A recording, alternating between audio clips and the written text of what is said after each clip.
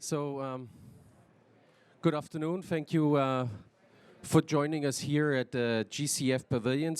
Welcome. This is one of the events here at the GCF Pavilion, brought to you by the Independent Evaluation Unit. Don't be shy. Just come on in. Sit down.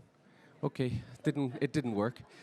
We're really pleased to have again so many people join us today on this very important topic of modalities and access to the GCF, a topic that most of you might be familiar with, and we'll come to this in a second to see a little bit who is here at the audience today, here at the pavilion, but also the people in the sky. So thank you for joining us indeed. So in addition to projects and programs, the GCF also supports activities through a number of modalities and programs, including the request for proposal, we usually call that RFPs modality, as well as the simplified approval process, SAP, pilot scheme, and accreditation. So those are the topics we would like to touch on with you today, and we're really hoping for a very engaged discussion and conversation here at the pavilion at least.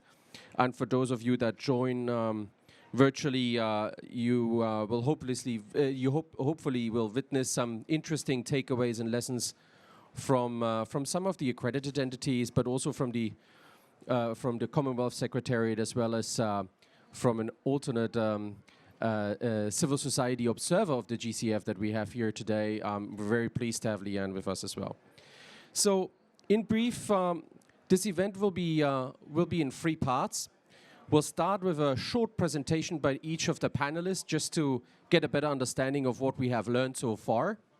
Second, this will be followed by a brief panel discussion, just to see if there's any critical points to reflect on together as a panel of 5 people here. And then we'll also open up to the audience and hear at least from your thoughts, your worries that you have brought with you today. So just before we start, can I just ask you, just a show of hands, who have we got here today? Do we have any government representatives here in the audience? Just a show of hands. Don't be shy. 1 we have. Thank you very much. That's good. Out of 20, we have 1 person, so 1/20th. That's great. Do we have any civil society organizations? Thank you. That is a lot. We've got 3 or 4 people. That's lovely. Of course, Liane. Very nice, very nice. Do we have any investors, private sector? Ooh, we got private sector as well. Very nice. 1 or 2 hands there. Do we have anyone from the accredited entities to share any thoughts? Okay, we don't have any accredited entities. That's okay. So, and then I guess those that are left is usually the academic sphere and the think tanks. Do we have any think tanks here? Thank you very much. 1 or 2. That's great. Great to have you. So, okay, let me get started. So I'm very pleased to introduce to you the speaker in the order of how they will address you and share a couple of thoughts. So first of all, I turn to my left, to Dr. Archi Rastogi. He's an evaluation advisor ad interim here at the IEU. He's been with us for quite some time and has led several evaluations. He has over 15 years of experience in various sectors, ranging from grassroots NGOs to media, academia, UN, and management consulting. He's got a PhD in natural science and a master's in environmental management. And he's telling us today a little bit more about accreditation, one of the key components and the key aspects here at the GCF, basically the gateway to get involved with the GCF. So Archie, without further ado, I bring it over to you. If you want me to click, that's fine. Thank you, Andreas. Colleagues, just before we get started, perhaps I'll get a sense from the audience. If you've heard of accreditation, you might not have an expertise in what it constitutes, but how many of us have actually heard of accreditation to the GCF? Okay, so not a lot. Which means we'll have to cover a few of the basics, and perhaps the slides can come on, and I'm going to walk you through some of the findings and recommendations of a synthesis we did on the GCF's accreditation function, and we submitted this to the board last year. So accreditation to the GCF is the key to access the GCF. The governing instrument of the GCF provides that access to the GCF will be through accredited entities. And this means a process has been set up in the GCF whereby entities that get accredited, which is a test of 3 of their functions on environmental and social safeguards, on gender and fiduciary standards. And once the entities have cleared certain standards, then they become so-called accredited entities, at which point they are able to apply to the GCF for funding proposals. This is the process and this is the function that we evaluated in this evaluation. And I'll walk you through the 4 key finding areas for this. The first was the policy context. And for accreditation, the board, so the basic is that the governing instrument of the GCF provides for accreditation, and it is central to the business model that there are entities which get accredited that then access the GCF. This function was based on the understanding from other multilateral institutions at that time. So you find notes of the transitional committee for the establishment of the GCF, as well as the first few meetings of the board, having considered the related functions in comparator organizations such as the GEF, such as the Adaptation Fund, and other funds like the Gavi and the Global Fund, etc. But one of the key things to notice is that for governance of accreditation, the board has established 2 main committees and panels. So one is the accreditation, that's hard to read, but it's the accreditation committee, which is a committee of the board. And we found that the committee in its terms of reference has 3 functions. We found it's performing only 1, and it does not have a very strategic view on accreditation itself.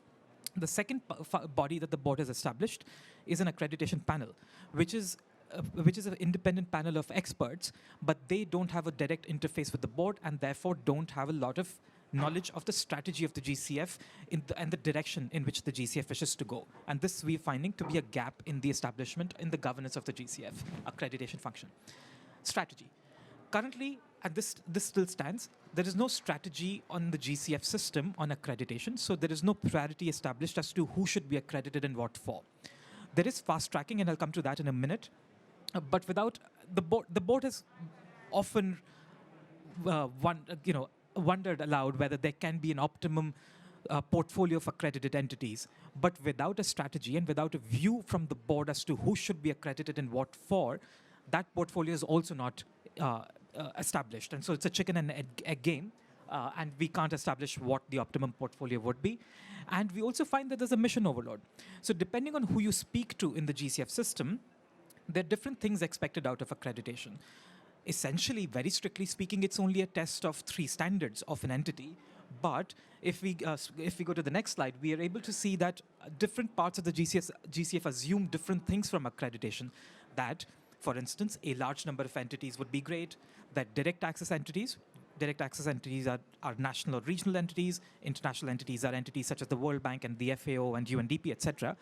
That direct access entities would be better for country ownership, or that private sector entities will bring in the private sector and help the GCF fulfill its mandate on the private sector, or that accreditation will lead to capacity building and change of the portfolio of entities.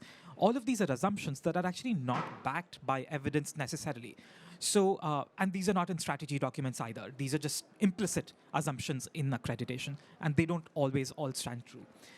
The next part we looked at was the process of accreditation. It's actually quite infamous among those of us who know the GCF quite intimately for how long it takes, and this is probably quite well known to those of us who are familiar with the GCF, that this process takes very long. It's a 3-stage process that the GCF has established, going from application to review of application and then legal negotiations. All of those take very long. The data is a little bit outdated because we submitted this last year, but the trends remain. At that time, it took a median of more than 500 days for the 95 entities at that time to go from submission of an application to approval by the board.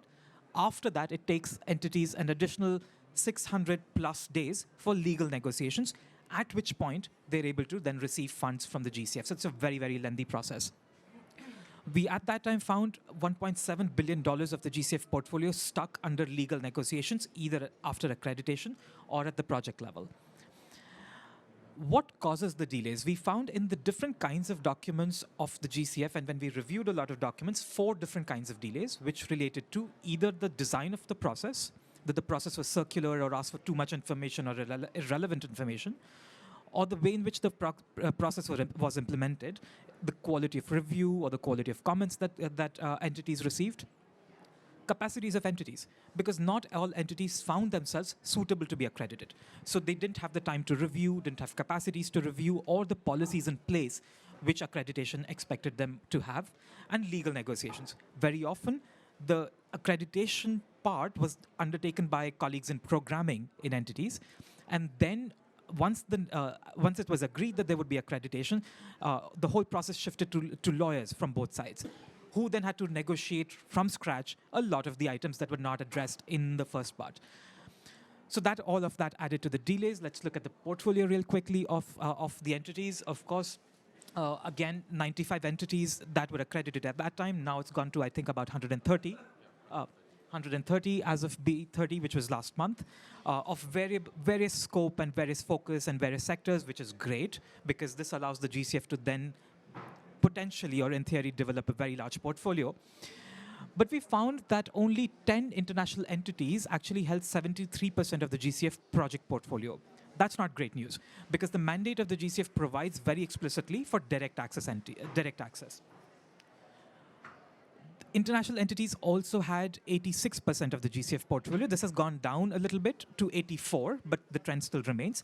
The direct access entities at that time only had 14% of the GCF overall portfolio, and 18 entities of the 95. So that's nearly 20% of the entities actually had no engagement with the GCF whatsoever after having been accredited.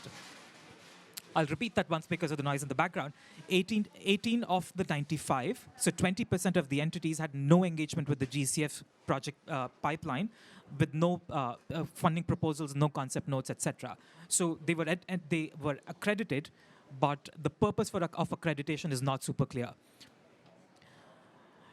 The accreditation process assumes two things. One thing it assumes is that that accreditation will lead to development of capacities of the direct access entities, especially in the smaller countries and the vulnerable countries. And the second thing it assumes is that having been accredited to the GCF, their portfolios will become climate positive. We checked for both those things. So there was no systematic evidence that actually being accredited was leading to building capacities of entities, or that there were incentives for international entities to support direct access entities to build their capacities. And the process itself is actually not designed for it also. So there's no measurement, no incentive, and no design for this to happen. The second part was related to shifting of portfolios. And we looked at the portfolios of the entities that were accredited in 2015, before accreditation and after accreditation, and we found no change. So there's no systematic evidence or incentive for entities to change their portfolios. Again, accreditation as a process by itself is not designed for that. There is no incentive, and there's no measurement whether or not it's happening. And finally, on looking ahead on where accreditation might lead. So in GCF1, in the strategy documents, there is an emphasis on direct access. The strategy of the GCF lays an emphasis that this will be emphasized in GCF's current period. But we found, if you look to the graph on the right, we found that even if the GCF were to double, and Andreas, if you can press the next animation, even if the GCF were to double its allocation to direct access entities for every board meeting by the end of GCF1, so that's in 2023, direct access entities will only have 25% of the GCF portfolio. That's still, and subjectively, it's still quite limited in our subjective view. We're also proposing that there's an alternative or a complement to the institutional accreditation proposed, which is called the project-specific assessment approach, that entities, instead of getting the entire institution accredited, can bring one project and be accredited only for that project and no others. Now, all fine in theory, but we are finding that there is the exact objective of that approach of PSAA is actually not specified. So PSA, at least at the time we reviewed it, does not address all of the other constraints in the process. And so we moved that quickly to the recommendations. We're making 4 key recommendations. One relates to the governance structure of accreditation. We are asking for more clarity. We're recommending to the board for more clarity and a strategic view on accreditation, and to figure out, to articulate what accreditation is for in the GCF ecosystem. The second we're requesting the board to consider is to design a process if indeed accreditation is supposed to lead to capacity building and to shift the portfolios of entities themselves, then design the process in a way that it happens, and to incentivize entities to support this process. Then third recommendation relates to the strategy for accreditation, because a strategy in accreditation will help clarify who should be accredited and what for. And finally, we are recommending that the aims and limitations of PSA should be articulated quite clearly before PSA is piloted, and there should be specific measures identified in GCF1 to how direct access entities will get more of the share of the portfolio of the GCF. Currently, at the time of this review, we were not able to identify the specific steps through which this would happen. Thank you, Andreas. Archi, thanks. You mastered a task which was almost impossible, to go through the entire accreditation process in less than 10 minutes. You will see this is a rich study. We really encourage you to have a look at that. Come and chat to us. We have a discussion later on. Please get ready with your questions. We're happy to discuss this a little bit further. What we see again is be more purposive, be more purposeful as a GCF. Think about who you want to go with on the journey, and what who is that partner, how does he look like, and what will he bring to the table for that journey. That's some of the key takeaways. I think that's summing up at least some of the forward-looking aspects of this work. Thanks again, Archi. I will now quickly move over to the second panelist. So we here with Mr. Bob Finlayson, who is the Associate Director and Senior Advisor of the European Bank for Reconstruction and Development, EBRD. Bob has spent over most of his career working for multilateral development banks. He was also the Director at the Asian Development Bank in the Independent Evaluation Department before joining EBRD.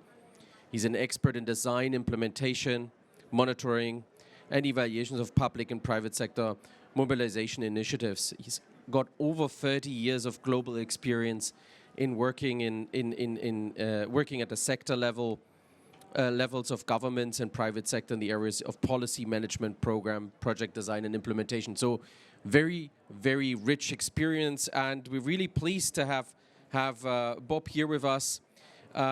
Simply put, because EBRD is one of the first GCF accredited entities. So we felt it was just good to get somebody from EBRD, and we're really happy to have Bob with his rich experience in evaluation. So Bob, we're just wondering, given that EBRD is one of the first GCF accredited entities, you must, and it also has a very substantial portfolio with the GCF. What are some of the lessons learned when you think about the work that EBRD has brought forward? What are your reflections on the questions of modalities, the question of how to work with the GCF truly, and a couple of remarks on those lessons from your organization would really, really enrich the conversation that we have today. I think it's working. Just start. Let's just. Great. Thank you. I have some slides. If we could put them up, please. Yes, please. Okay. Great. Well, thank you for inviting me here today. I'm going to reflect on an evaluation that I was working on last year, actually, about mobilisation, which is absolutely central to how EBRD is providing support to help governments meet their commitments to mitigate and adjust to adaptation requirements arising from climate change. So, with the first slide, the key messages here is that there are huge investment needs out there, and they're increasing over time.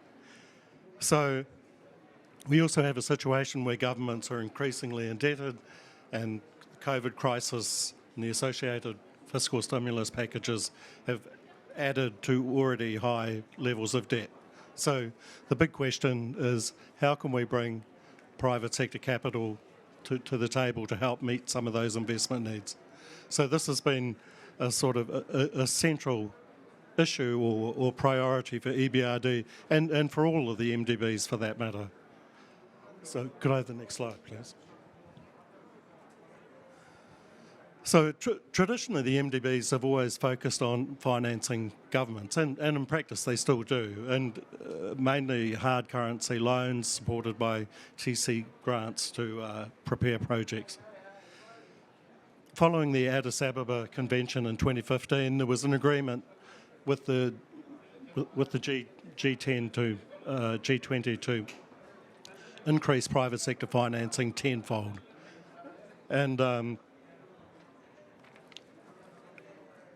this has led to quite a lot of sort of activity amongst the MDBs, looking at how to achieve this goal. And basically, the evaluation that I worked on was looking at how well they've met that goal. So, first lesson is that mobilisation is a complex problem. Actually, it's much harder than anyone realised, and there are multiple issues that need to be addressed in order to bring private sector capital to the table. So the most common instrument has been the B loans, which some of you may be familiar with. And there have also been initiatives using traditional instruments, debt and equity, but putting them into special purpose vehicles and trying to get private sector to pre-commit capital.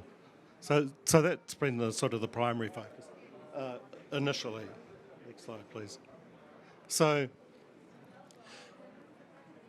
there have also been quite a range of new alternative modalities which MDBs have been experimenting with, and the first one is advice. And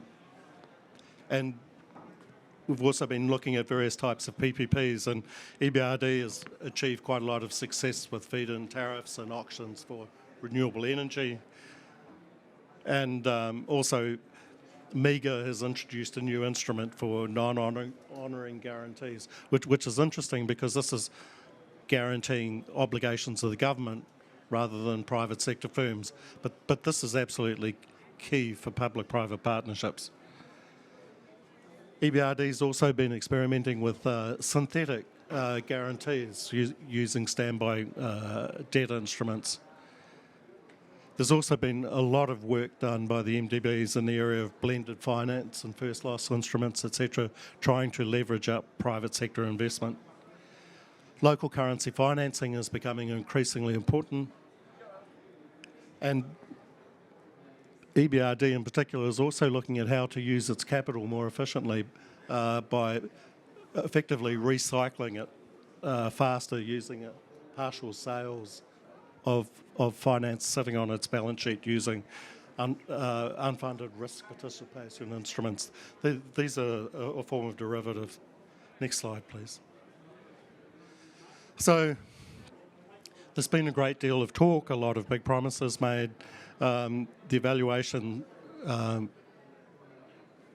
looked at the results, and the conclusion was, as I noted at the beginning, that this is a complex problem. So less progress than one would have hoped.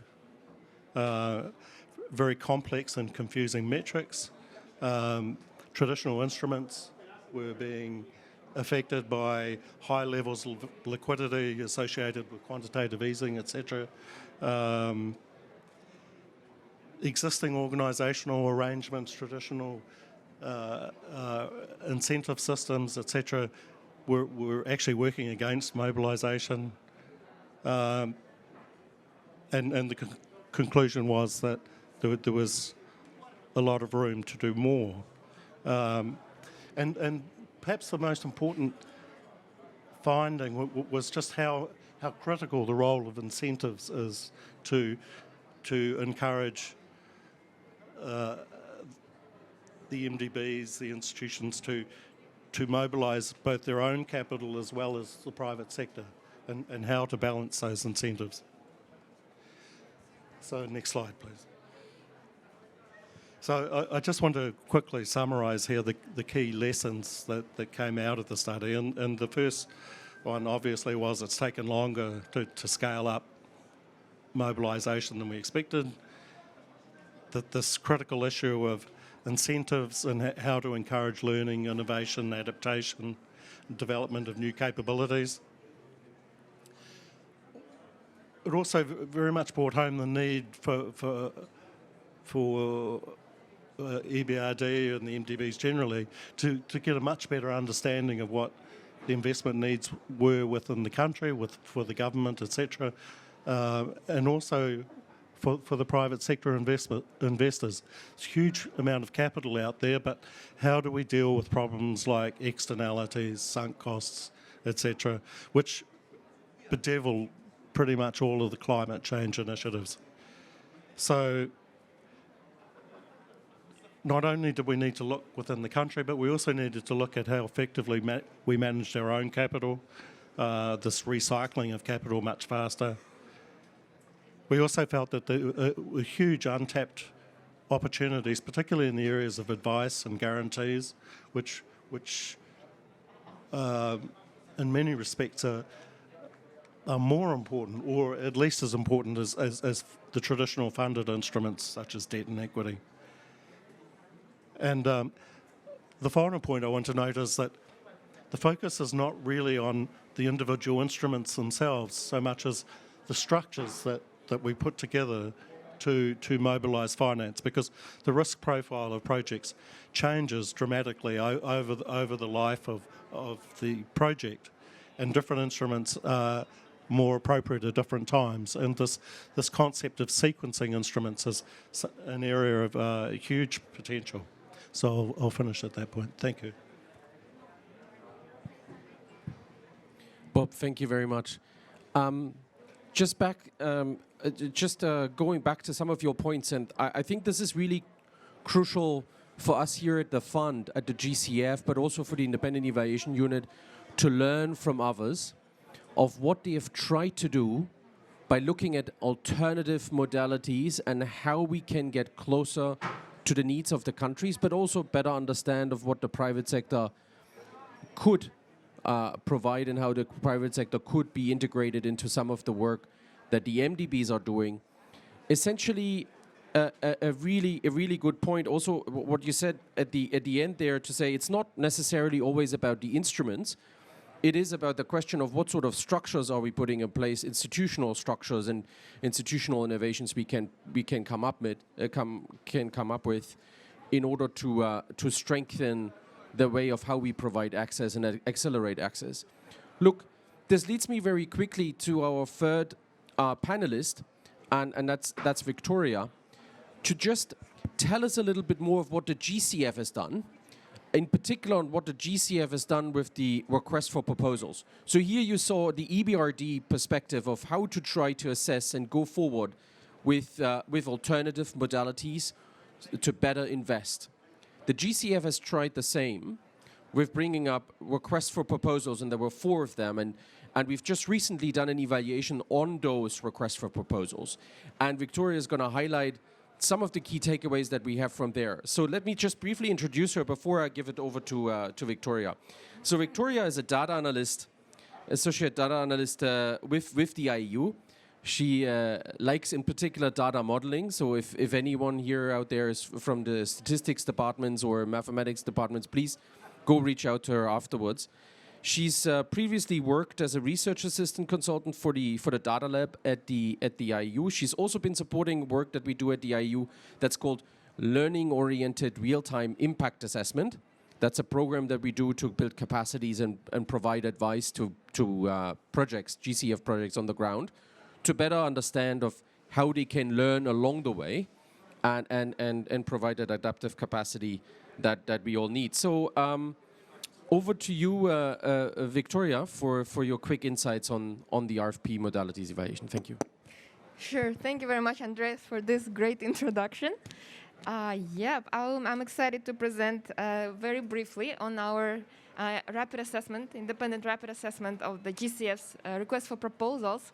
So this evaluation was done from the end of 2020, and we submitted it to the board in June this year. But just, I think it's important to consider the varying degree of familiarity of our audience with the GCF processes. So I'll give a brief background. Request for proposals is generally a business document that announces and describes a project. Yep, and solicits the bids and responses to it to identify the qualified bidder. So in our case, this is GCF announcing the RFPs and then doing the quality assessment of the received proposals and incorporating the capacities of the entities, the financial soundness, and feasibility of the project themselves. We have currently 4 pilot programs that were piloted through the RFP, through the request for proposals, 3 of them in 2015. So these are enhanced direct access for public sector projects, and 2 more for private sector, which are micro, small, medium enterprises and mobilizing funds at scale.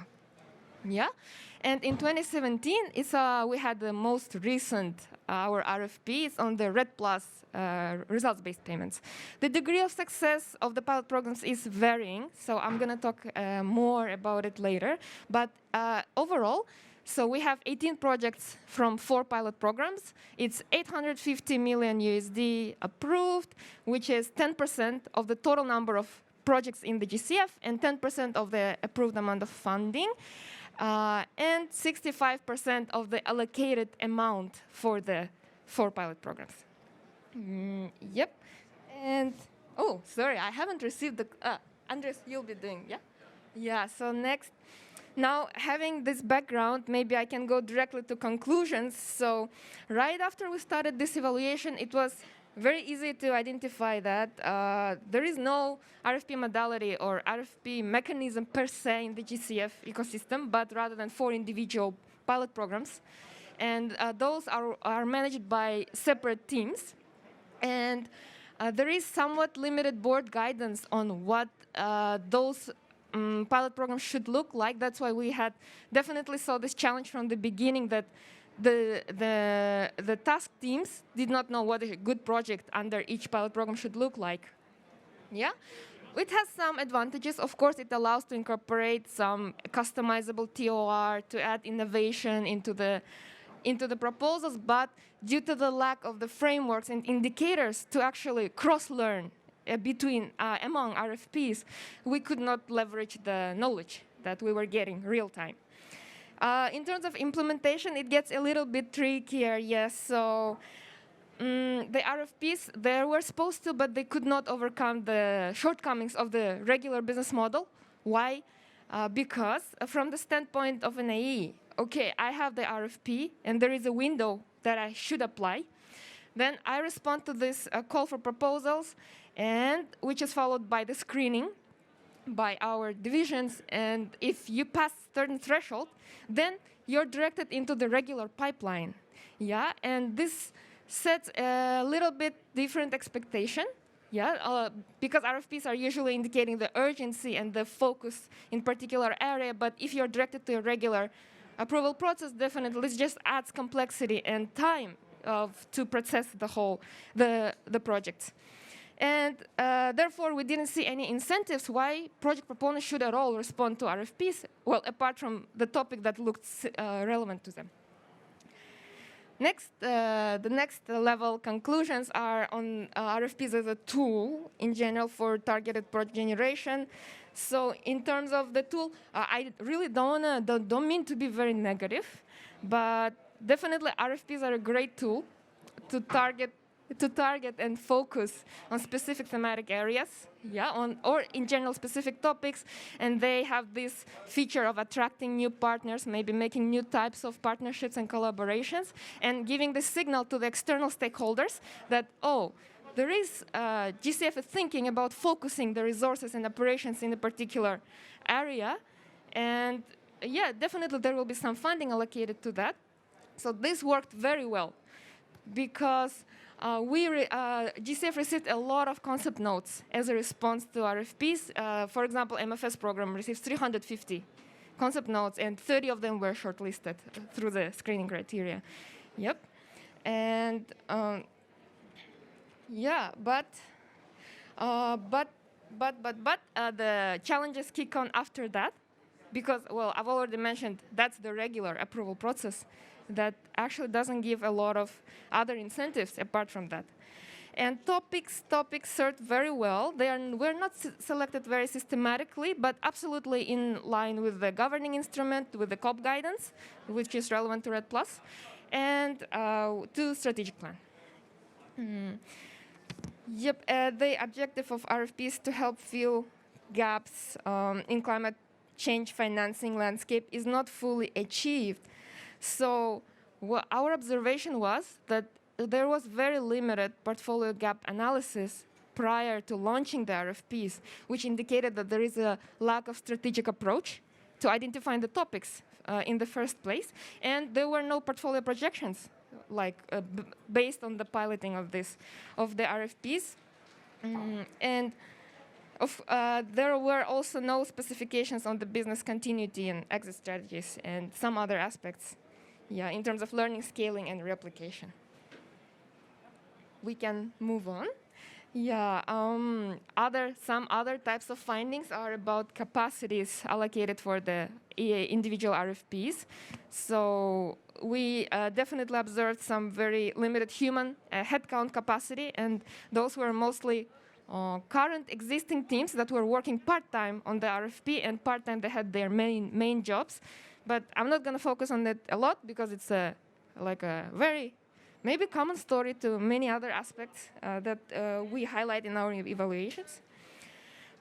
So currently, as of now, because the portfolio approved under the pilot programs is very small, only 18 projects, we cannot really learn a lot, and they are mostly on initial years of implementation, so the project level data is not that rich to judge on the success of individual projects, I would say. And the whole modality can be judged on the achievements on individual project outcomes.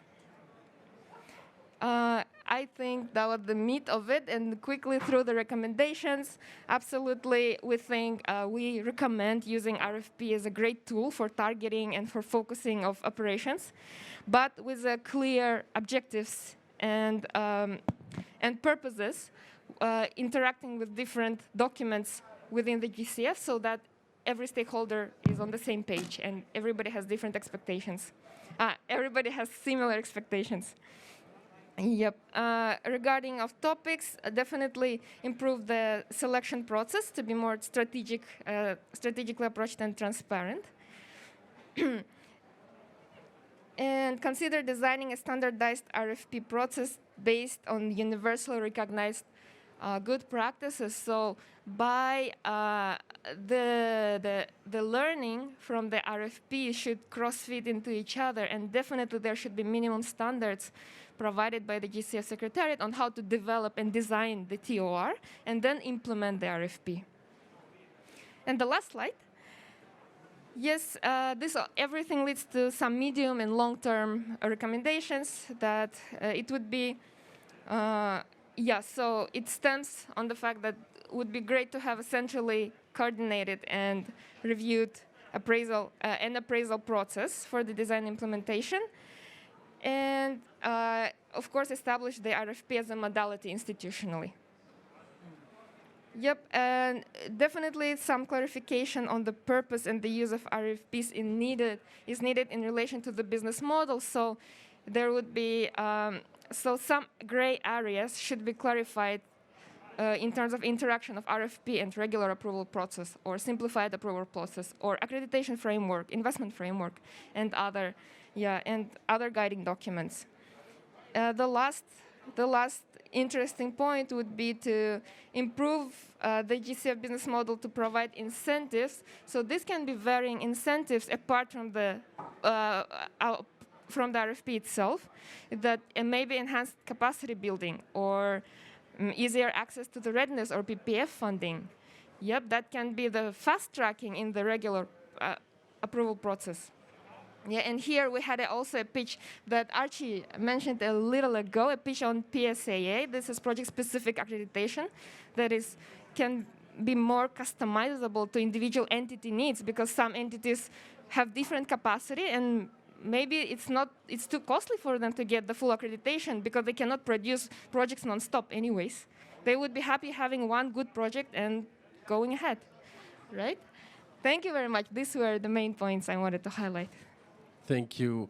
Thank you, Viktoriya. So, audience, now we've heard from the GCF's perspective on the request for proposals. Once again, just to highlight, the requests for proposals were initially done to target, to really steer the impact of the portfolio towards 4 separate issues that were identified early on through the COP, through the board, as well as through the Secretariat, that were important gaps that needed to be filled in the portfolio. And what we have found is obviously a very rich evaluation. What we found in essence is that the modality as such is not providing the acceleration in the access to address those concerns and to look at these aspects. Mostly, and here I refer again to what Bob said as well, mostly to the question of still having very rigid structures at the GCF, and then also misunderstandings on what exactly the GCF would want to do with the request for proposals in terms of target. So very interesting indeed, Viktoriya, thank you very much. I'll move over to the panelist number 4. And now we're changing pace a little bit, we're changing a little bit the perspective. We're now coming to the Commonwealth Secretariat. And we're really pleased to have Mr. Unikrishna Divakaran Nair here with us. He's the head of climate change at the Commonwealth Secretariat, looking at climate change programs of the Secretariat. And before the Commonwealth Secretariat, he was leading the Global Green Climate, the Global Green Growth Institute, GGGI, in India, responsible for facilitating strategic delivery and execution of GGGI initiatives in the country. We're really pleased to have him. And he will be talking a little bit about some questions on access. So my question to you, Uni, is access to climate finance has been a challenge in several countries, right? So what is the experience with the Commonwealth Secretariat and the Commonwealth countries, and what are some of the ways that we can address those concerns? So maybe you can highlight a little bit in context of the GCF and your work, what you've been learning so far. Over to you. Thank you. Thank you for this opportunity. The Commonwealth Climate Finance Access Hub, which is our flagship initiative to access climate finance, is a mandate that the Commonwealth heads of the government meeting gave us in 2015 to access finance. And the methodology that we have adopted is to deploy climate finance advisors in member countries. So we follow a hub and spokes model, where we have the hub located in Mauritius and being central, and it caters to the member countries. So right now, so far we have supported around 16 member countries with advisors, and so definitely it's a it's a very close working relation with the GCF and also with the Adaptation Fund and other funding lines. So far we have supported member countries in accessing more than $45 million US worth of projects, and we have a very robust pipeline of around $760 million US of projects. So that difference itself is showing as to why the pipeline is building but not going. And of course, what are the learnings? So I'll contextualize it into 5 major areas. One is around the project design challenges within the country. We have the general capacity building challenges. Of course, the accreditation challenges, which Archi was describing, definitely would like to add something there based on our experience, and of course the macroeconomic challenges in the country, and definitely the last bit about the knowledge sharing and the effectiveness of knowledge management around that. So if you look at the project design challenges, we very often feel that many sectoral projects, and even I think when a request for proposal is submitted within the country, how do you plan the financing mechanisms and the financial instruments? That's I think one of the most important aspects, because many instruments are grant driven, but within the country and looking at the country's phase of development, we should look at innovative financial instruments and not to always look at only the grant options, because that's something which we found that especially in the agriculture value chain and of course in the mitigation investment side, there are still possibilities of going for blending, and of course that's something which we should look at. And of course, it's closely linked to the management of the project, because the financial instruments and the co-financing, which is part of the financing mechanism, is very closely linked to the management arrangement within the project.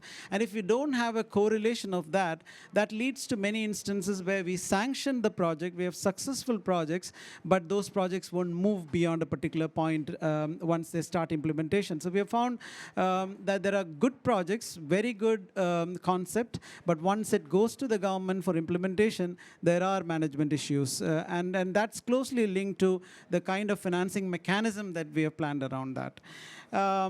Another aspect is use of data.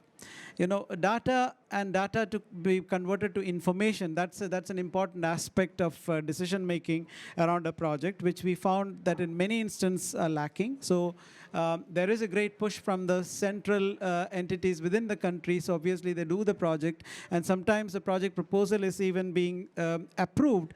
But credible data is very important for deploying the finances, because otherwise there's then this kind of a internal struggle as to where you should deploy it, why here and why not there. So these are some of the points within the project design challenges that we face. And now moving on to the capacity challenges. So definitely it's the institutions, the executing entities who are implementing these projects in the country. So obviously the need for an interdepartmental or intersectoral coordination to develop this country climate plans, the adaptation plans, or the institutional preparedness within the country. Most of the time these documents are done by the NDAs and the central ministries without a clear interdepartmental coordination. That's very important, because when you base the project against that, obviously the buy-in from the individual departments to deal with such projects will be impacted. So, because I've seen in many countries, when we go for an integrated project between agriculture, fisheries, and water resources, they say that, oh, we were not privy to this plan, and how do we mention that in the proposal and then develop the justification? So that challenge is very important.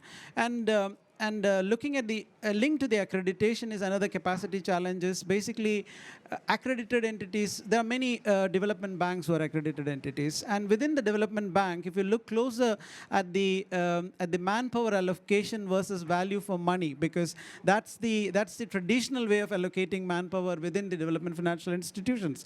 Means earlier, two people used to deal 10 million, and now you're talking about dealing with 5 million and 10 people to develop a project. That's many cases that's not practically allocated. So leading to a situation where we have loads of work being implemented by 1 or 2 people, then obviously that's going to delay the process actually. So that's a very practical difficulty that we face, because the accredited entity either show lack of interest, or accredited entity delays the process. So that's another aspect when it comes to the capacity challenges.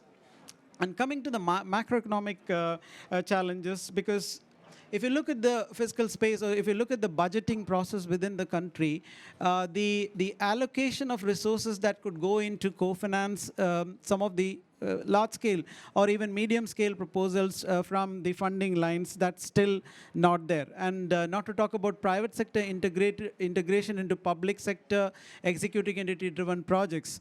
The pace of implementation of these two parties are most of the time not converging, leading to a situation again where we get proposals, but we unfortunately go back and say that, oh, it's not moving. And we have instances where we got stuck, that there's good private sector traction, but it's not moving because the public resources may not, or the mechanism may not move, maybe because of institutional bottlenecks or even processes there. And last point about knowledge management and sharing. I think GCF is doing a lot there in terms of sharing the information, the regional workshops, etc. So I think those are substantial in terms of giving the information directly to the executing entities as well as the national implementing entities. So on these 5 counts as Commonwealth Secretariat under its Commonwealth Climate Finance Access Hub, what we have tried doing it, especially around the accreditation and the project design challenges, we are now developing a Commonwealth-wide guidance document, which is basically based on the experiences of our advisors in member countries and also the rich experiences that the supervisors of the member country are providing that leads to probably practical experiences which is now being documented. It's almost done actually, so we thought of releasing it, but there were still approvals pending from the member countries. And another aspect that we are adding now is to looking at the RFPs and the specialization required for project development. We are now adding specialized experts onto the Climate Finance Access Hub to support projects. Like from come December 1st, we have an ocean climate finance advisor specifically sitting in the hub to support developing ocean-based projects. And we also are in consultation to have, because we yesterday signed an agreement with UNCCD and AUDA NEPAD in placing a regional advisor in the African region to look at land as an issue, basically around the land, biodiversity, and climate change conjunction. And also, we are in discussion with partners to have a gender expert, because that's one issue, because gender is a consideration within many proposals, but I don't find attraction for any project on gender beyond grant. But if you look at the SHG movement in many countries, if you look at the microfinance, if you look at the financial inclusion packages of many countries, there is still scope to have gender projects which can take blended finance as an instrument. But currently, that's not so, because the banking sector is not yet ready to take the innovative instruments around gender. So it's more of kind of gender integration as an advocacy, but less of what do you call action in the ground to take this thing forward. So we are again trying to place a gender expert with a specific focus on gender-based financial instruments in the hub. And yeah, and around private sector, we are still under discussion, but we haven't succeeded in taking the private sector integration into the projects with public sector. But I think that's a process that is still on. Yeah. And it's great to see the project-specific accreditation point, because I think there are pros and cons to it, but we will closely see how best we can use that actually. So thank you very much. Uni, thank you again for presenting a little bit of a view from the Commonwealth Secretariat. You see, some of the gaps have been looked at by the Commonwealth Secretariat. There is activity that's going towards providing better guidance for those countries in the Commonwealth Secretariat, which is great. Some of this obviously resonates with us here at the Independent Evaluation Unit, just for the reason that we have been often communicating that message that guidance is crucial, better understanding how the GCF wants things to be submitted, better understanding what sort of templates, how to use templates, how to go forward, and going far beyond the general aspects of awareness. Coming to awareness and coming to this to our last panelist here, I'm very pleased to be able to announce that we have also Liane Schalatek with us, alternate civil society observer of the GCF, long-standing friend, close friend of the GCF Secretariat and of course the independent units. She's an associate director at the Heinrich Boell Stiftung in Washington, D.C. In this capacity, she supports the director in representational duties and overall program management.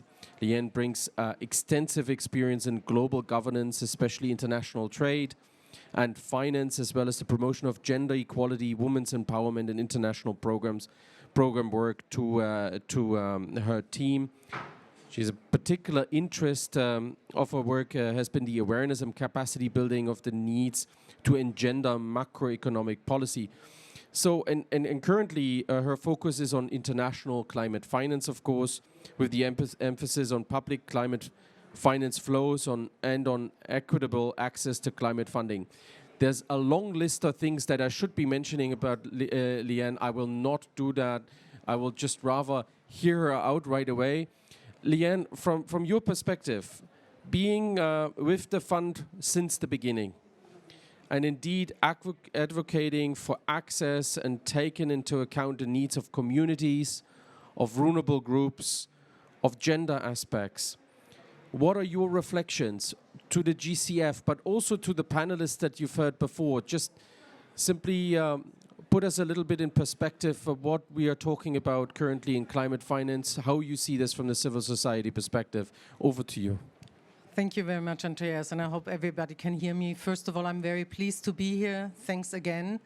Also wanted to say that from the civil society perspective, the existence of the independent evaluation unit and indeed the engagement of the independent evaluation unit, and particularly the independence of the independent evaluation unit is crucially important, and civil society has been very supportive of that. That doesn't mean that civil society always agrees with the findings of the independent evaluation unit. And going forward, and I apologize that I might be a little bit more narrowly focused than some of the discussion here. I looked particularly at the RFP evaluation, the evaluation of the request for proposals, including some of the findings of the independent evaluation unit, and added some civil society perspective. And I'm hoping to can say that I speak for a larger group of civil society organizations that are actively engaging in the Green Climate Fund, and that we as the CSO Active Observer team are coordinating.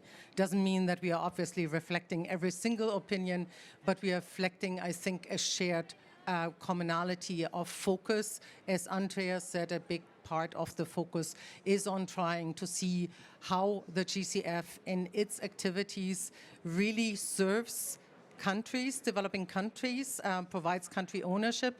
And when we talk about country ownership, we don't talk about recipient governments only.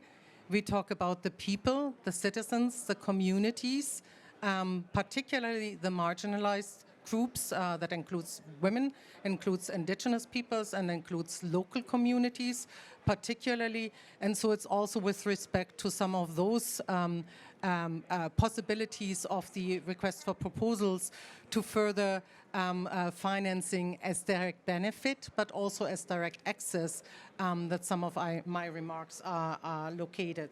So first of all, the evaluation that the evaluation unit has done on the request for proposal is important, but it's narrow. It focused, probably by design, more on the process than it did on the content, namely also the topics and the focus of the various areas that are under the request for proposals, the 4 pilot programs that we have mentioned. And I think it's important to not just discuss whether the process is suitable, but whether actually the topical approaches are suited for a request for proposal, which in a way implies that some of it might need special focus or might get a limited and just short-term attention as long as the funding envelope lasts. And both of that for different foci of the request for proposals might be assessed differently. Again, right now, the request for proposals is basically implemented as pilot programs with limited funding envelopes, financial envelopes. And this is presumably because there were gaps identified by different bodies for what has not been addressed under the normal funding proposals. For example, the private sector one came instrumentally out of recommendations from the private sector advisory group with a focus on small-scale activities, but also on the focus on mobilizing funding for scale. And I think it's again important saying also that obviously since the request for proposals have been in most cases proposed for those specific pilot programs, the portfolio has further developed. So I think the question would be whether they would be in the same form and shape proposed if we were not in 2015 or 2016, but right now.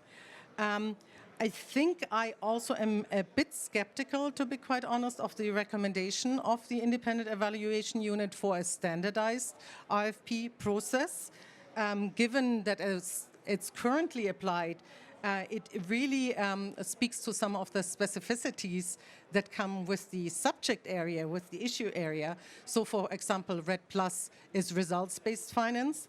The EDA, the Enhanced Direct Access, focuses only on direct access entities that have intermediary capabilities. I honestly don't see how that variety of foci, topical foci, can be brought into a standardized RFP process or approach, although there are certainly commonalities in the way, particularly how you should evaluate how those move forward.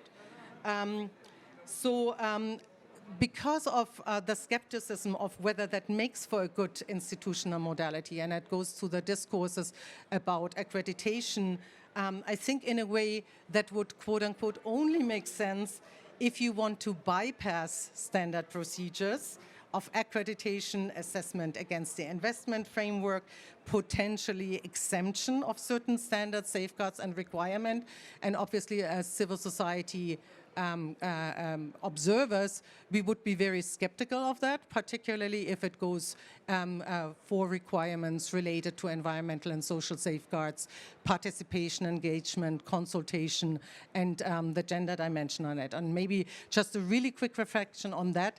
There are no gender projects that can be sidelined as individual projects under a GCF portfolio. We want to see in the GCF that all climate projects and programs are engendered. That means have a focus on furthering gender equality and protecting and furthering human rights. This is not a sideshow. This has to be a focus and intent, and that has to apply to all requests for proposals. And and civil society colleagues don't care whether that's publicly or private focused, whether that's short-term or longer-term. That just has to be a standard modus operandi of whatever the GCF is doing. Allow me really quickly, and I know I'm probably running out of time because I'm speaking not fast enough, to go into some of the specific requests for proposals or pilot programs that we had. I want to point out particularly the Enhanced Direct Access one and the micro, small and medium price enterprise one under the private sector. For us, it's really regrettable that those are so underutilized. And I think there are a couple of reasons for that. And it's particularly regrettable because from a perspective of furthering gender equality, including the participation of women as stakeholders and core beneficiary, as well as local communities' engagement and the reflection of their need and priorities, those are the two approaches that are most important. Which also means I don't want them to end, even if an evaluation comes to the result that the financial resources haven't been taken up. My perspective would then rather saying, why was the request for proposals not capable of actually stimulating or enticing that engagement on those issues rather than saying those were not the right foci. I also want to point out that the Enhanced Direct Access in particularly has innovative features like the devolved decision-making for subnational level activities with the participation and the involvement of stakeholders and mandates for participatory monitoring. This is actually what we need to see more of, not less of. Unfortunately, and this is the part where I think there is a disconnect between some of the evaluation structures for the proposals and the request for proposals for Enhanced Direct Access or the pilot program. I think a lot of proponents that were really excited about the Enhanced Direct Access have received a chilling message, so to speak, that there is increased scrutiny for actually trying to devolve climate finance on the sub-national level, and particularly in small finance chunks. And I have to say that scrutiny that is applied to those small-scale activities is way out of sync and out of whack with sometimes the lack of scrutiny that is applied to large-scale and particularly private sector engagements. So I think there the message for many was received that you might run into a particularly attention if you bring an EDA proposal forward and not a facilitation of engagement. And that applies particularly also for the scrutiny received through the independent, technical assessment panel, the ITAP, which actually just assesses against the investment framework and does not even take into account those specific additional fulfillments requirements, but also ambitions that are in the request for proposals. I also want to quickly point out the mobilizing funding for scale as private sector one. I mean, we always hear how many proposals have been received, the concept note, the 350, the shortlisted 30, that there is only a 500 million envelope for billions and billions in investment ideas bringing forward. However, I want to note that the core focus of this proposal is that there is a leverage promise. And in fact, it seems to me that a lot of those proposals that have gone through primarily on the strengths of indicating how much additional leverage they would bring. However, there is no accountability and transparency framework for how much leverage is achieved and how this will be reported. So I think this is a crucial weakness, as this is the main argument for the mobilizing funding of scale request for proposals, and also given that we are using very scarce public resources as the justification for that kind of assessment. And I also want to point out, unfortunately, that under those proposals in particularly, we have a lot of challenges with transparency and accountability of sub-projects that often come under what is a private sector fund, like the equity funds that the GCF is increasingly trying to invest in, and where the GCF is starting to take a core investor position. And so I think particularly on that level that there is little transparency, and even knowing what kind of sub-projects under those approaches might be implemented. The whole question about how much country ownership is there is very, for us, very doubtable. Even for governments that do not necessarily know whether under those projects they might receive, under those programs, they might receive a project for how much and how it's going to be implemented. I want to just mention really quickly, and that might be an interesting point, that the RED Plus one, the one for forest, dealing with forest, preventing deforestation and enhancing of forest restoration, was the only one that was developed after a lengthier stakeholder engagement process, including with external inputs. That might certainly help, but it does not necessarily negate that things might go wrong. And for example, from a civil society perspective, many of us would argue that the 8 projects approved showcase that there are some significant shortcomings in the RED Plus approach itself, which should be addressed, and that's why it's good that it's a pilot process. When you are moving forward and before you are institutionalizing it, for example, as a RED Plus window, the old dream that is still left over from the transitional committee, that the GCF might have something like that. And so where can the RFP be particularly as an approach be useful, in my opinion, and in the opinion of civil society? I think it can be particularly useful to target specific additional results that might not otherwise be achieved or pursued through what the investment framework gives, or to sharpen, and I think that's a crucial point, the focus on target groups, including particularly often neglected groups such as women, indigenous peoples, local community, as direct beneficiary and as co-implementers of climate action supported by the GCF.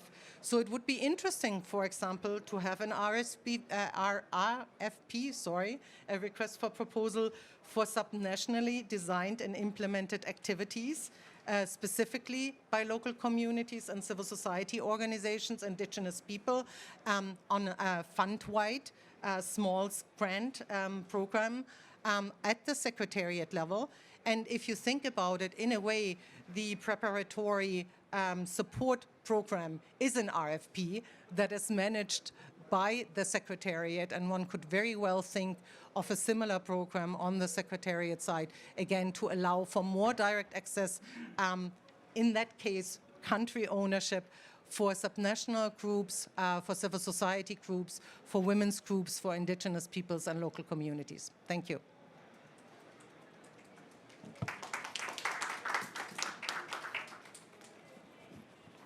Thanks, Liane. Sorry, I just dropped my pen. Thanks, Liane, for this rich comments on the RFP. Again, a very crucial component of the GCF, as we all think. The IEU, when we decided to undertake this evaluation, the request from the board was clearly asked to look at why are the RFPs in process not working, what are the shortcomings that would help the Secretariat to learn and to improve, also together with the different accredited entities. And we were all very quickly made aware of the fact that was the key aspect. You're absolutely right in saying the contents of each of the 4 RFPs are very different. The contexts are very different. The targets of these are very different. So you're right in that perspective. We ought to look at those more carefully. Perhaps, and I say this with a wishing eye as well, perhaps that's something the board members would like to consider. I hope perhaps some of the board members are in this sky listening. We don't know. But that would certainly be something to look at.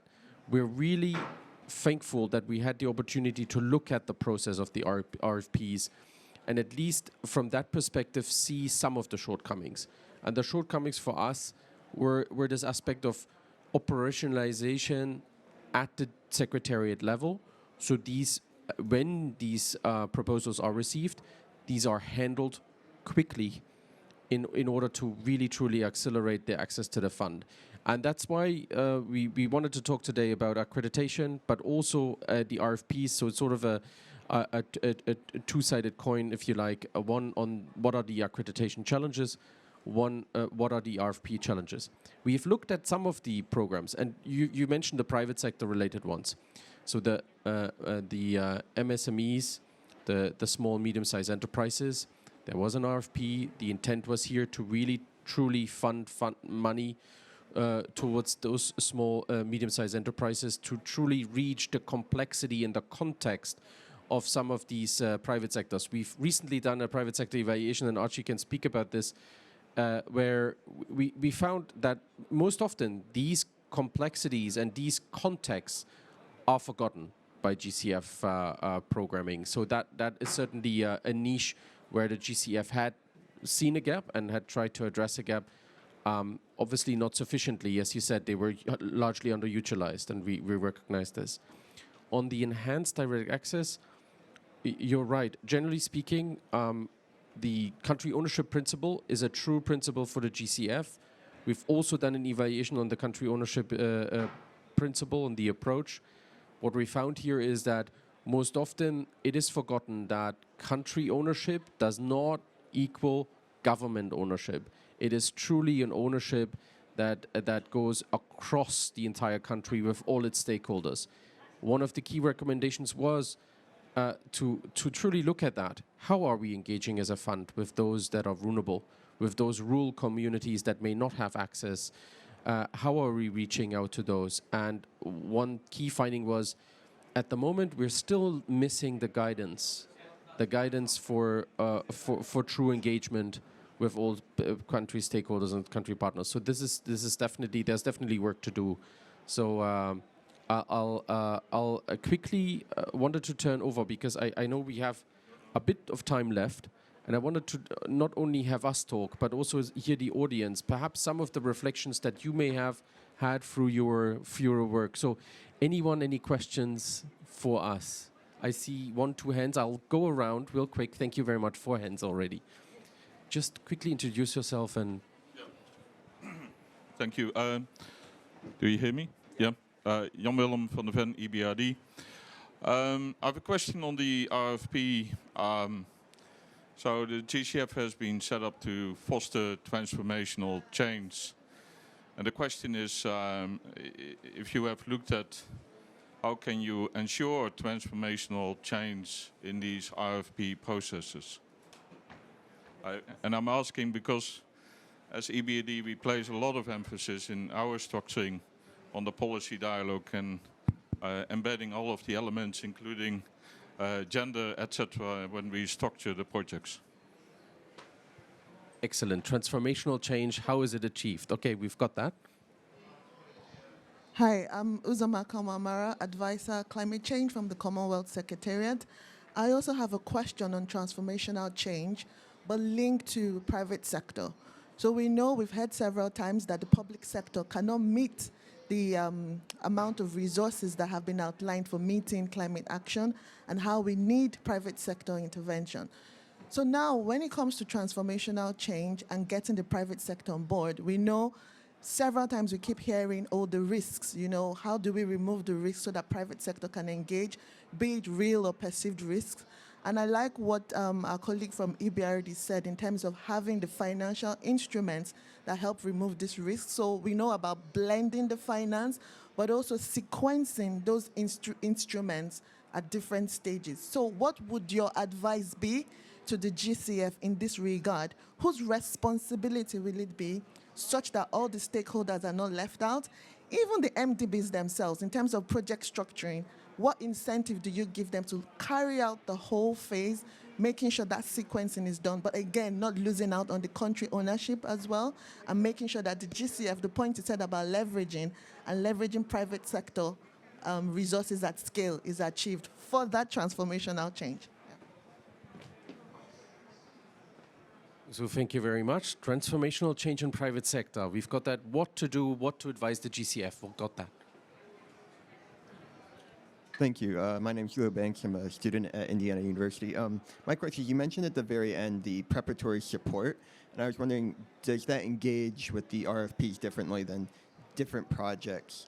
And how does that engagement change depending on, you know, what the specifics of a different proposal might look like, and how those address, you know, various regional differences?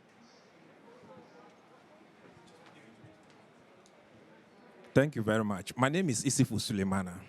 I'm a farmer, and I'm also supporting smallholder farmers, and we promote sustainable agriculture.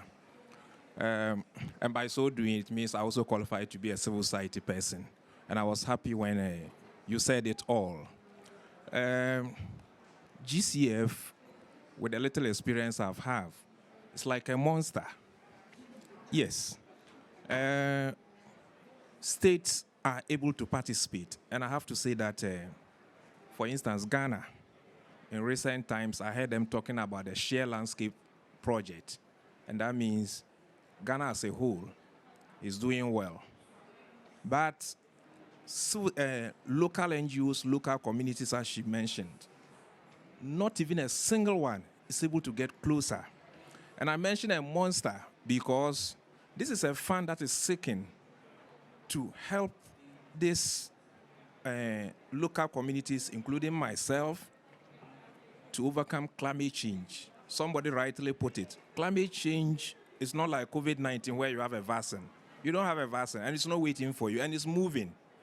And what is actually put in place to help us, it's like a monster. Anybody who hears, hey, for that one, you can't go there. Hey, you can't go there. You can't get closer there. All the networks, we've tried to put ourselves together. We have been in forums. We try to see how can we access some of these resources to help ourselves on the ground. And all that everybody says when it comes to this name, don't go there, because you will never get it. The process is so vigorous, the process is so challenging, the process, in fact, you will even know where you end up. So now the question I want to ask is, yes, we understand the focus is how to involve, how to make it private-led. Yes, business-led. Yes. But how do we make it smaller groups who are directly affected by climate change-led, community-led? This is what I want to say. Yeah. Thank you. So maybe I would also like to add to what my colleague has said. My name is Betty Prisinjoki from Kenya. And I just wanted to add to what he has mentioned, that GCF is a bit complicated, especially if you're doing projects that are going to focus on communities. So we would wish to request if GCF can have a model like what we have with GEF, where they have small grants programs and specific programs that are for that can, give platform for economic analysis, data collection, and design, even as the way the GCF model is. One of the biggest challenges is data collection, especially to build what you call the baseline scenario, or to come up with the additionality for the GCFs. You find that if you're doing a project that is focusing on communities, there are many needs that you're going to address. Maybe you are going to address water, you're going to address livelihoods, you're going to address small businesses. If you have to have all that data to design a project for GCF, that is when it becomes the monster he's talked about. Because now doing an analysis of all those proposals is going to be very difficult. So probably you could adopt, like you do a separate small grants for communities, and also be specific on these other projects. Like if it is adaptation, the way you say, can it be either adaptation or mitigation? By the way, it's also very difficult for us to now categorize projects like African projects. It's not easy to say this is mitigation or adaptation. So we almost end up with a mix. At the end of designing the proposal, it's when we are told, oh, US is neither here nor there, and so we withdraw from, submitting them, because now it doesn't meet the qualifications, and it is very difficult to go back again and start. So you could also separate that and have specifics. Like if it is adaptation, you say, can it be one project on dams? Can it be a project on maybe food processing that can qualify to either adaptation or mitigation? Thank you. Thank you so much. Your comment from Kenya, very, very clear, complicated, similar to the monster that we've heard before. We will get to it. I'm just looking, there was one come to you. Just introduce yourself quickly. Okay, thank you. My name is Pedro from Timor-Leste. I would like to ask about the accreditation process. Last Timor-Leste, we are trying to identify a national implementing entity, and it's a difficult and long process that we are going through now, and it's very difficult to encourage the private sector or national entities to apply for the accreditation, because it's a long and costly process. That's why I want to ask whether there is a simplify accredited process to the normal current process, and like LDCs and seeds, most of the countries are very vulnerable to the climate change impacts, and they are in needs of the funds to ensure the mitigation and adaptation in their countries, and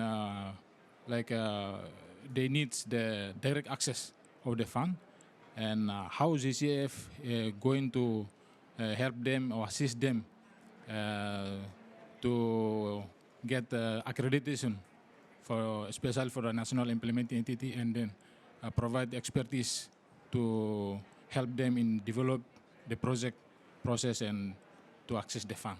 Thank you. Pedro, thank you very much. From Timor-Leste, accreditation process, not very easy. I wrote down, as well as very, of course, very particular relevant for SIDS and LDCs. And the question, how can we entice the private sector locally to come with us on that journey? Here. Very quick question. I'm from Women Organizing for Change in Agriculture and Natural Resource Management. Where is the space for innovation? It's not a word I maybe heard any of you speak of. Is there a way that GCF could support trial and make mistakes in some way or another? Yes, thank you. That's innovation. Where can we test and also fail? Yeah. controlled, of course. Brad Johnson from RMA. I just want to congratulate the Green Climate Fund for having this discussion and exposing and discussing some of the shortcomings of your process and how you're trying to improve. This was the first session where the sponsor didn't spend the whole time talking about all their great successes. This is really, I found it to be very, very helpful. Thank you, Brad. That's encouraging, really, truly.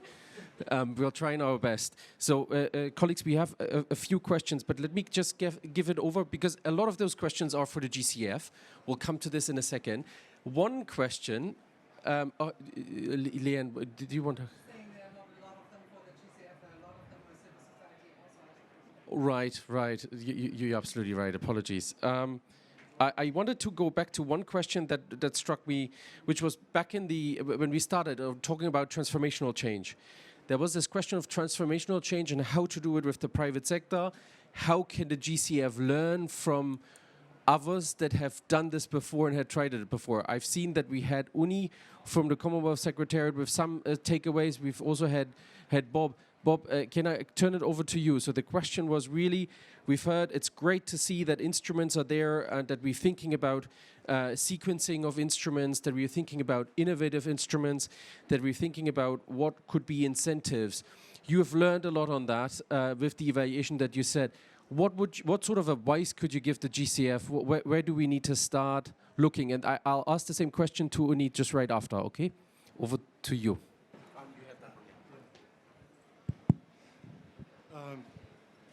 Yeah, thank you. In fact, I need to refer to a different evaluation which I'm just working on right at this moment, actually, which is about public sector operations and how we can encourage more private sector participation. And to my mind, it's this concept of output-based contracting and PPPs, which is the key. And frankly, if you have output-based contracting and you no output, no payment, you have a very rich source of data in terms of what's working and what's not, and you actually have guaranteed delivery. And if it's not delivered, then you have a lot of information on why it's not being delivered. So PPPs traditionally have been hugely complex, usually used for big infrastructure facilities, etc., etc. But the underlying premise of why they're so important is this sense of contracts, and too much public sector financing is done on the basis of inputs, and to my mind, this is the essence of the problem, and it's absolutely key for climate change issues where there are a lot of externalities. So the government is going to have to pay. I mean, the private sector may be able to pay for some of it, charging third-party users, but just like with feed-in tariffs, you're going to need that top-up from the government. And the feed-in tariffs work because it's so simple to define the outputs for electricity. It gets more complex when you start moving into other types of infrastructure, which are not nice, divisible units. So I'll leave it there. But to my mind, that's the key to this discussion. Thanks, Bob. That's great. Just to say this again, you said output-based contracting to get into a contract, know what you're after. Clearly set that out, but also looking at PPPs and this question of we should not make any mistake. At some point, the governments have to pay some sort of share. It can't be shouldered by all others. Excellent point. Uni, just over to you a little bit on that question, transformation, private sector. Yeah, I think my other speakers have covered most of it, but in countries, generally what we have seen is that the private sector contribution for projects is generally being topped up to the public sector, actually. So most of the time what happens, a public-private partnership, we call it public-private partnership, but the ownership still, by and large, lies with the public sector. So leading to a situation where there's less space for the private sector to innovate or to come with their own managerial acumen and others, leading to more or less being sucked into the public process. So a special purpose vehicle mode of delivery probably is one that we have seen in some countries. Like we are making a special purpose vehicle that exclusively caters to this particular project, and having the public sector, regulatory acumen and the private sector managerial acumen coming together and delivering the project. I think that's one aspect that I found is helpful. Okay, this just to say thanks, Oni. Yeah, please hand it over. Thanks, Oni. This is exciting and interesting. Special vehicles, so special specific contracts. Over to social contracts, perhaps. Liane, over to you. I just wanted to say one issue related to transformation and the role of the private sector. I want to point out that we need to be very careful, and this is the discourse that we had here, that leveraging the raising of funding is equated with transformation and innovation. It's not. It's supposed to be a tool that leads the private sector to shift the way that they are doing in a lasting way. That should also be the focus of the re-accreditation in the GCF. We don't have time to go into that. Under the monitoring and accountability framework, there is actually a stipulation that is meant to look at the re-accreditation process, including for private sector entities in the GCF, to see whether they have shifted their entire portfolio and not just done a little greenwashing exercise with the GCF. And I can point out that a couple of the large commercial banks that are accredited with the GCF have actually increased their fossil fuel funding since they have been accredited to the GCF. So if we are looking at transformation, it's not the leveraging promise, it's what you are doing with the leveraged finance and how you're doing it. And in terms of innovation, Janet, I wanted to go to your point really quickly.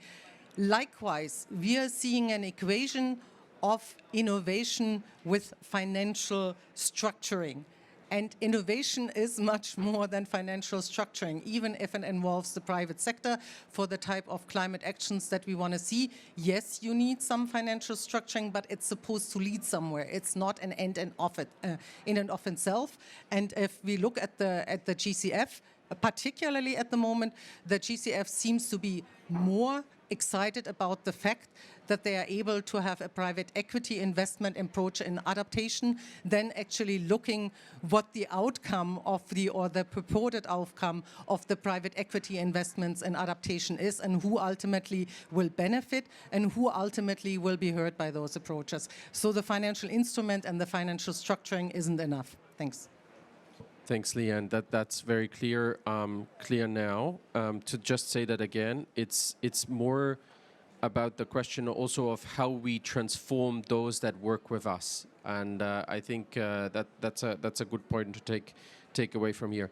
Let me quickly, and I know colleagues, we were running a little bit over, but these questions that were posed were really important. Accreditation process. It's not easy.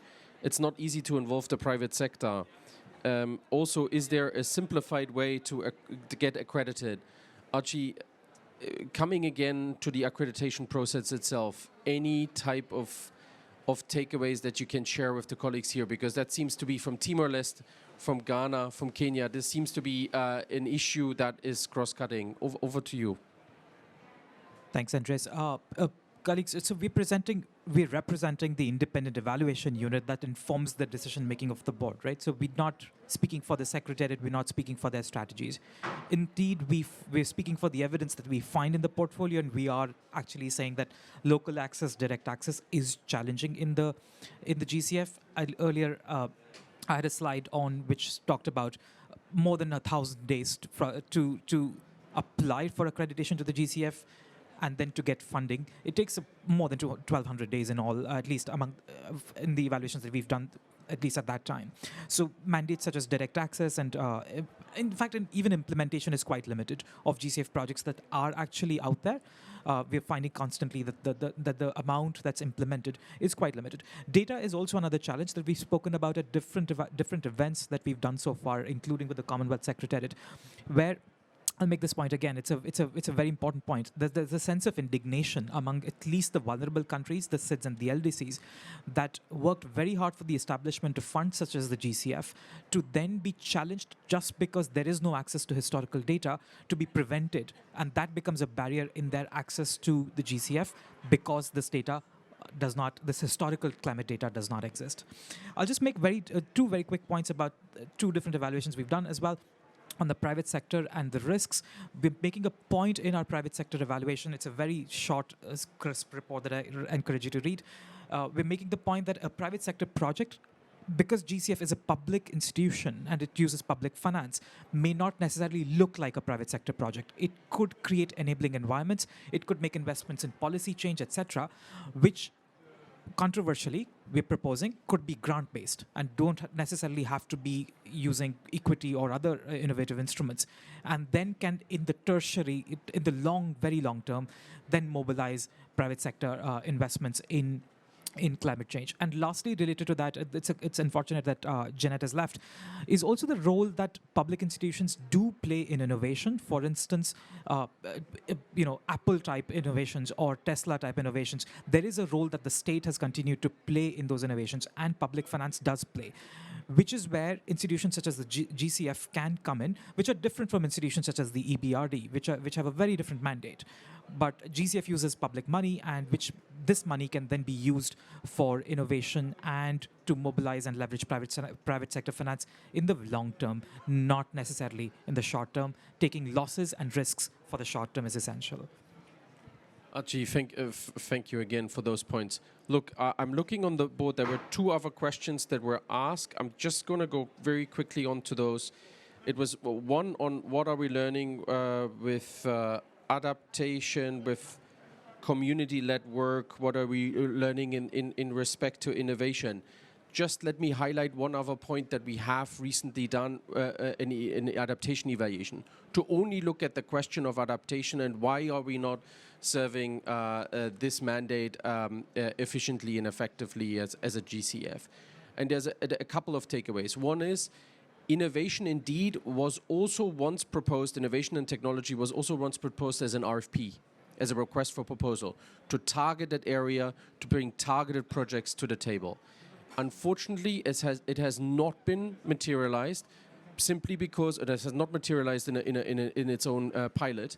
Simply put, because we found, as the GCF, we found that there were very many gaps with the RFPs that we already had. So the 4 RFPs had shown so many underspending and so many other gaps that it didn't come to the RFP on innovation and technology. That's something that we mentioned there in the RFP evaluation as well. But then tweaking it coming to this question on adaptation, we found that most often it's not only about the technologies, right? It's not only about the new technologies and the innovation that we have there. We found that software innovations are far more important. So to think about how do we truly adopt new technologies? How do we have the institutional structures in place that would allow us, that would enable private sector to come in, that would allow us to move forward with the activities that we have? And lastly, we also looked at the question on adaptation and how did the fund itself position itself in the adaptation space. And here again, we found there is a little bit of a problem in terms of steering and targeting of the entire portfolio. Simply put, because we have a measurement framework that is in place currently, that is the only measure that allows us to steer, that is only organized by the result areas, and it's not necessarily organized by the true needs that are happening in the country. That's something that the GCF is trying to address, but it will take much more time to truly address this. And this goes very much to your question of how do we decide what is an adaptation and a mitigation project. It is truly linked to the results management framework and to the 8 result areas that are mapped out. There's no other indication of what adaptation projects should really do and could look like. And that relates very much to what Liane has said as well, that there is this component of community-led work that is not tackled. There's this question of gender that is not at the forefront of our minds when we think about adaptation, and we think that, to a huge regret, that is something that should be addressed, as well as the question of traditional knowledge. Again, key concepts that have not been well defined and therefore are not well guided here at the GCF as of now. I'll stop here. I know we had many other questions, but I seen we've gone over time more than 10 minutes. So for the people in the sky, thank you for staying on. For the people here in the pavilion, thank you for having so good questions to us. Please reach out and stay in touch. And thanks for coming and for staying. To the panel, thank you very much for your insightful comments. Archie, thank you. Bob, it's been a pleasure. Viktoriya, thank you for highlighting these points on the RFP evaluation. Uni, and of course Liane for representing here as in one person all the civil society organizations that we so desperately need as watchdogs, but as well as companions and partners in the fight against climate change. Thank you.